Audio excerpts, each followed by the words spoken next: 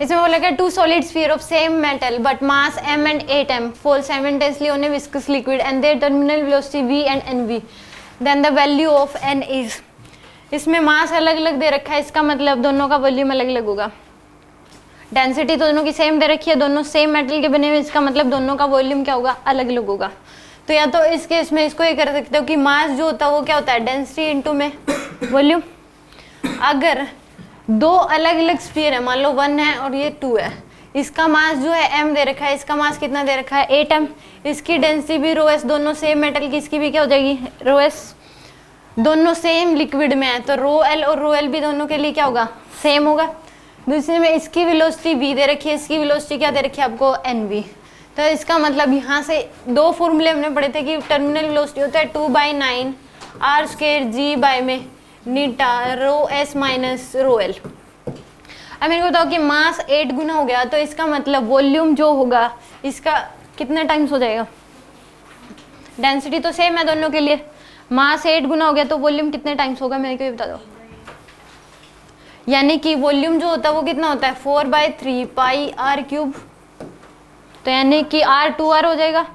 Radius कितना इसका, अगर एक स्फीयर का रेडियस r है तो दूसरे का कितना हो जाएगा रेडियस 2r, तभी मास 8 गुना हो सकता है क्योंकि डेंसिटी दोनों की क्या है, सेम है।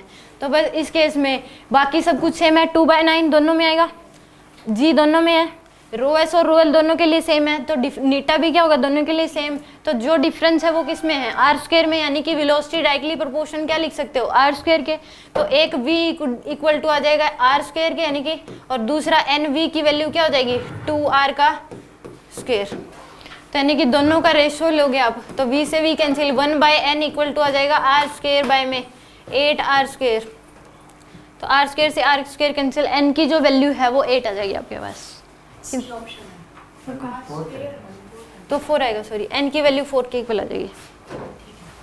दोनों का रेशियो लिया है v डायरेक्टली प्रोपोर्शनल r², तो n v इक्वल टू क्या हो जाएगा डायरेक्टली प्रोपोर्शनल 2r का स्क्वायर, तो यानी कि 1/n की वैल्यू आ जाएगी 1/4, तो n की वैल्यू किसके इक्वल आ जाएगी आपके पास 4 के इक्वल आ जाएगी।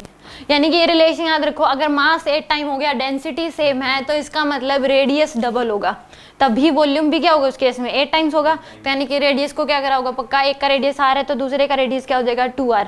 इसको ये क्योंकि इस टाइप के क्वेश्चन आएंगे बार बार, इसमें बार बार देखा है कि अगर मास ही दे रखा है वॉल्यूम देखो, तो आप ऐसे कंपेयर कर लिया करो, मास जो होता है डेंसिटी इंटू वॉल्यूम, ये वाला फॉर्मूला अगर यूज करोगे तो ज़्यादा बेटर कैलकुलेशन ईजी हो जाती है। अगर डेंसिटी सेम दे रखी है आपको दोनों ही केस में, तो इसमें बस r का रिलेशन निकाल लिया करो। अब मास 8 गुना हो गया तो रेडियस क्या हो जाएगा, डबल हो जाएगा।